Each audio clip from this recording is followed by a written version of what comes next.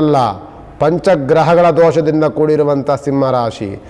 ಒಂದು ಶನಿ, ಕೇತು, ಬುಧ, ಗುರು, ಶುಕ್ರ ಇಷ್ಟು ಗ್ರಹಗಳ ದೋಷಗಳಿಂದ ಕೂಡಿರುವಂತಹ ರೀತಿಯಾದಂತಹ ಭಗವಂತನಿಗೆ ಮೊರೆಗೆ ತಾವು ಹೋಗುವಂಥದ್ದೇ ಸೂಕ್ತ.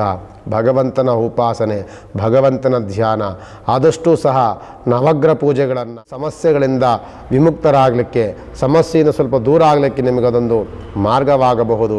ಆದಷ್ಟು ಸಹ ಶ್ರೀ ಗುರುಭ್ಯೋ ನಮಃ. ಶ್ರೀಮತಿ ರಾಮಾನುಜಾಚಾರ್ಯಾಯ ನಮಃ. ಇದು ಮಾಸ ಭವಿಷ್ಯದ ಜೂನ್ ತಿಂಗಳು ಮಾಸ ಭವಿಷ್ಯದ ಕಾರ್ಯಕ್ರಮ. ನೋಡಿ, ಜೂನ್ ತಿಂಗಳಿನಲ್ಲಿ ಗ್ರಹಗಳ ಬದಲಾವಣೆಗಳಾಗಿದ್ದರೂ ಸಹ ಸಿಂಹರಾಶಿಗೆ ಅದರಿಂದ ಏನಾರ ಅನುಕೂಲಗಳಾಯ್ತಾ ಗುರುಗಳೇ ಅಂತ ಅಂದರೆ, ಸಿಂಹರಾಶಿಗೆ ಅಂಥ ಅದೃಷ್ಟದ ದಿನಗಳೇನು ಬರ್ತಾನೇ ಇಲ್ಲಲ್ಲ. ಜನ್ಮದಲ್ಲಿರುವಂಥ ಕೇತುಗ್ರಹನ ಬದಲಾವಣೆಗಳಾಗೋದಿಲ್ಲ, ಅಷ್ಟಮದಲ್ಲಿರುವಂಥ ಶನಿಯ ಗ್ರಹಗಳ ಬದಲಾವಣೆಗಳಾಗೋದಿಲ್ಲ. ಅದು ಆಗಲಿಕ್ಕೆ ಇನ್ನೂ 1 ವರ್ಷಗಳ ಕಾಲಗಳು ಬೇಕು. ಇನ್ನು ಕೆಲವು ಗ್ರಹಗಳ ಬದಲಾವಣೆಗಳಾಗತ್ತೆ. ಈಗ ದ್ವಾದಶ ಸ್ಥಾನದಲ್ಲಿ ನಿಮಗೆ 3 ಗ್ರಹಗಳು ಸೇರಿಕೊಳ್ಳುತ್ತೆ. ಒಂದು ಗುರು, ಒಂದು ಶುಕ್ರ, ಒಂದು ಬುಧ.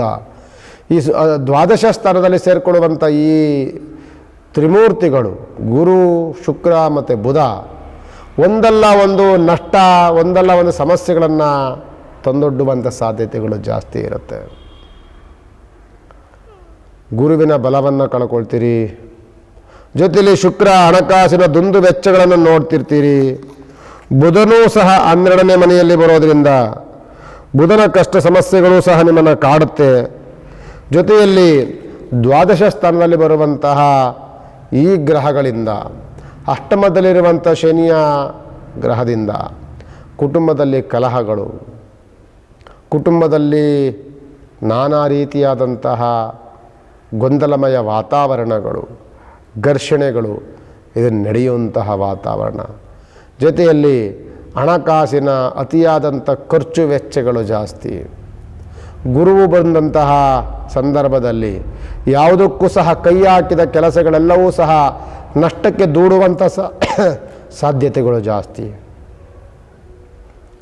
ದ್ವಾದಶದಲ್ಲಿ ಬುಧನೂ ಸಹ ಬರೋದ್ರಿಂದ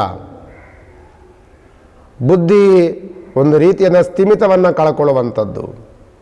ಯಾರು ಏನೇನು ಹೇಳಿದ್ರು ಅದನ್ನು ಕೇಳುವಂಥ ಸ್ವಭಾವಗಳನ್ನು ಬೆಳೆಸ್ಕೊಳ್ತೀರಿ.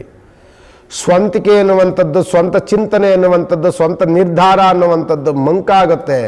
ಇನ್ನೊಬ್ಬರ ಮಾತುಗಳು ನಿಮಗೆ ಹಿತ ಅನ್ನಿಸುತ್ತೆ. ಅದಕ್ಕೆ ಪ್ರಯತ್ನಿಸಿದ ಸಂದರ್ಭದಲ್ಲಿ ಎಲ್ಲವೂ ನಷ್ಟಕ್ಕೆ, ಕಷ್ಟಗಳಿಗೆ ದೂಡುತ್ತೆ. ಆದ್ದರಿಂದ ಸಿಂಹರಾಶಿಯವರು ಒಂದಲ್ಲ ಪಂಚಗ್ರಹಗಳ ದೋಷದಿಂದ ಕೂಡಿರುವಂಥ ಸಿಂಹರಾಶಿ. ಒಂದು ಶನಿ, ಕೇತು, ಬುಧ, ಗುರು, ಶುಕ್ರ ಇಷ್ಟು ಗ್ರಹಗಳ ದೋಷಗಳಿಂದ ಕೂಡಿರುವಂತಹ ಸಿಂಹರಾಶಿ ಒಂದು ರೀತಿಯಾದಂತಹ ಭಗವಂತನಿಗೆ ಮೊರೆಗೆ ತಾವು ಹೋಗುವಂಥದ್ದೇ ಸೂಕ್ತ. ಭಗವಂತನ ಉಪಾಸನೆ, ಭಗವಂತನ ಧ್ಯಾನ, ಆದಷ್ಟು ಸಹ ನವಗ್ರಹ ಪೂಜೆಗಳನ್ನು, ನವಗ್ರಹಾದಿ ಹೋಮಾದಿಗಳನ್ನು, ನವಧಾನ್ಯ ದಾನವನ್ನು ಮಾಡೋದರಿಂದ ಒಂದು ರೀತಿಯಾದಂತಹ ಒಂದು ಸಮಸ್ಯೆಗಳಿಂದ ವಿಮುಕ್ತರಾಗಲಿಕ್ಕೆ, ಸಮಸ್ಯೆಯಿಂದ ಸ್ವಲ್ಪ ದೂರ ಆಗಲಿಕ್ಕೆ ನಿಮಗದೊಂದು ಮಾರ್ಗವಾಗಬಹುದು.